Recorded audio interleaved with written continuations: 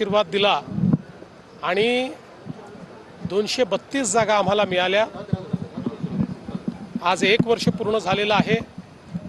या 1 वर्षामध्ये महाराष्ट्राच्या जनतेला विकासाच्या मार्गाने नेण्याचा प्रयत्न आम्ही केलेला आहे।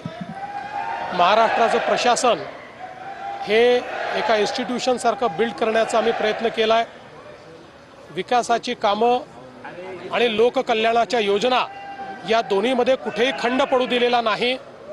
सगळ्या लाडक्या बहिणीची योजना असेल, त्या ठिकाणी शेतकऱ्यांना जी काही मुफ्त ऊर्जा देण्याचा विषय असेल, या सगळ्या गोष्टी आम्ही केलेल्या आहेत। आणि त्यातच आज आपण सगळ्यांनी बघितलं, आम्ही विश्वविक्रम देखील केलेला आहे। सौर कृषी पंपांमध्ये जी शेतकऱ्यांची लाईफलाईन आहे, शेतीची लाईफलाईन आहे, आज आपण एका महिन्यामध्ये 45,911 पंप लावून गिनीज बुक ऑफ वर्ल्ड रेकॉर्डमध्ये गेलो आहे। आणि सगळ्यात महत्त्वाचं, देशामध्ये 9 लाख पंप लागले, त्यातले 7 लाख पंप एकट्या महाराष्ट्राने लावलेले आहेत। आपण शेतकऱ्यांसोबतचं आमचं इंटरॅक्शन देखील बघितलं। शेतकऱ्यांना दिवसा वीज मिळते आहे, मोफत वीज मिळते, त्यामुळे शेतकऱ्यांमध्ये एक त्या बाबतीत वेटिंगवर होते आणि हे शिवसैनिक वेटिंगवर असल्याचं आपल्याला पाहायला मिळत होतं। आणि आता भाजपचे पदाधिकाऱ्यांकडून बोर्ड लावण्यात आला होता। तिकडे पाहू शकतो आपण, ज्यावेळेस ठाकरेंच्या शिवसेनेच्या भाजपकडून ज्यावेळेस बोर्ड लावण्यात आलं आणि त्यानंतर या ठिकाणी जो आहे तो मोठा राडा करण्यात आला आणि संपूर्णपणे बोर्ड जे आहे ते बोर्ड फाडण्यात आलेला आहे। आणि या दिशेला आपण पाहू शकतो की भाजपचे पदाधिकारी अजून देखील या ठिकाणी आहेत। त्यांच्या वतीनं बोर्ड लावण्यात आला होता आणि बोर्ड लावण्यात आल्यानंतर भाजपच्या पदाधिकाऱ्यांना ठाकरेंच्या पदाधिकाऱ्यांनी बोर्ड जो आहे तो बोर्ड तोडलेला आहे।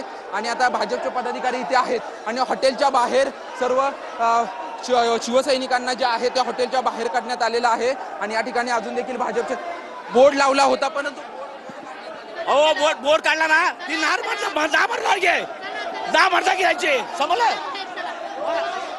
आपण पाहतोय की आता ठाकरेंच्या पदाधिकाऱ्यांना बाहेर काढण्यात आल्यानंतर आता शिवसेना ठाकरेंच्या पदाधिकाऱ्यांना बाहेर काढण्यात आल्यानंतर आता भाजपच्या पदाधिकाऱ्यांना देखील या ठिकाणावरून बाहेर काढण्यात येतंय।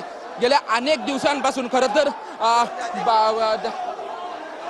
प्रदेशाध्यक्ष रवींद्र चव्हाण यांची नियुक्ती झाल्यापासून मोठ्या प्रमाणात युनियनचा प्रश्न जो आहे तो मुंबईमध्ये वाढत असल्याचं आपल्याला पाहायला मिळत होतं। मग ते एअरपोर्टवरती असू द्या किंवा मुंबईतील पंचतारांकित हॉटेलमध्ये असू द्या, सर्व वाद जो आहे तो वाद उफाळून आल्याचं आपल्याला पाहायला मिळालं होतं। याच्या अगोदर कामगार सेनेचा वाद जो आहे तो भाजपच्या वतीनं भाजप आणि कामगार सेनेचा वाद एअरपोर्टवरती झाला होता। त्यानंतर ताजलँड हॉटेलमध्ये झाला होता आणि त्या ताजलँड हॉटेलमध्ये झाल्यानंतर आज वरळीतील सेंट रोजीस हॉटेलमध्ये हा वाद जो आहे तो वाद झाल्याचं आपल्याला पाहायला मिळालं। समोर आपण पाहू शकतोय की संपूर्णपणे हा जो बोर्ड फाडल्यानंतर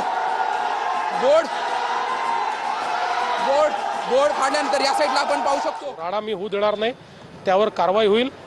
युनियन कशाकरता काढायची, तर कामगारांच्या हिताकरता काढायची, पण त्या ठिकाणी जर आस्थापना बंद करणे, तिथे राडा करणे असं होत असेल तर त्याच्यावर कारवाई होईल। सर राज्यातल्या सुपर स्पेशालिटी हॉस्पिटलचं खाजगीकरण केलं जाते, पीपीपी केली जाते। आपण विरोधी पक्षात असताना सांगितलं होतं की मराठवाडा आणि विदर्भातलं सरकारनं चालवलं पाहिजे, पण आता हे खाजगीकरण कशासाठी केलं जातं? कोणी केलं, कुठलं केलं? तुम्ही असं आहे की मी पहिल्यांदा तर सगळे सुपर स्पेशालिटी आपण चालवतो आहोत, ते कुठेही आपण कोणाला दिलेले नाही आहेत। पण उद्याच्या परिस्थितीमध्ये जर आपल्याला कव्हरेज वाढवायचं असेल तर आपण स्वतंत्र पीपीपीची पॉलिसी आणू शकतो। याचा अर्थ काही आपले सरकारी कोणाला देऊन टाकायचे असं नाही आहे, काही पीपीपी तत्वावर देखील तयार होतील। मुळातला प्रश्न काय आहे, क्वालिटी हेल्थकेअर उभी राहिली पाहिजे आणि त्याच्यामध्ये सर्वसामान्य माणसाला मोफत आपल्या महात्मा फुले जनआरोग्य योजनेतनं उपचार मिळाला पाहिजे। या 2 गोष्टींकडे आपण लक्ष दिलं पाहिजे। त्यामुळे असं काही खाजगीकरण वगैरे कुठलंही नाही आहे। 1 वर्ष पूर्ण झालंय आणि पृथ्वीराज चव्हाण म्हणतायत की मराठी पंतप्रधान या ठिकाणी पाहायला नाही। बाबांना अनेक वेळा अशी स्वप्न पडतात वेगवेगळ्या प्रकारची, पण मी तुम्हाला एक सांगतो, आपण हे लक्षात ठेवा, या देशाचे प्रधानमंत्री माननीय नरेंद्र मोदीजी अतिशय उत्तम काम करत आहेत। या देशामध्ये त्यांच्याबद्दल प्रचंड प्रेम आहे। ज्या पद्धतीनं देशाला ते पुढे नेत आहेत असं कोणीच करू शकत नाही, हे आपण सगळे जाणतो। आणि सगळ्यात महत्त्वाचं, मोदीजींची तब्येत उत्तम आहे, कार्यक्षमता 40 वर्षाच्या व्यक्तीला लाजवेल अशा प्रकारची आहे. त्यामुळे 2029लाही मोदीजीच पंतप्रधान असतील हे आपण लक्षात ठेवलं पाहिजे. नवीन मुद्दा आलाय सर, ऊस कारखान्याने पूरे हुए हैं और जिस तरीके से गिनीज वर्ल्ड रिकॉर्ड बनाया गया है, कि आज मुझे बहुत खुशी है कि हमारी सरकार को 1 साल पूरा हुआ है. महाराष्ट्र की जनता का मैं बहुत बहुत आभार व्यक्त करता हूं. इस 1 साल में हमने महाराष्ट्र को विकास की पटरी पर लाया है. जो हमने सामाजिक योजनाएं तैयार की थी उसको भी हम यशस्विता के साथ चला रहे हैं. चाहे वो लाडली बहन योजना हो, चाहे मुफ्त बिजली की योजना हो, वो भी चल रही है. साथ साथ विकास भी चल रहा है. और आज हम लोगों ने, प्रधानमंत्री जी ने जो कुसुम योजना शुरू की है उसमें एक world record, Guinness book record हमने तैयार किया है. मात्र 1 महीने में 45,911 हम लोगों ने सोलर पंप का इंस्टॉलेशन करके एक दुनिया का रिकॉर्ड तैयार किया है.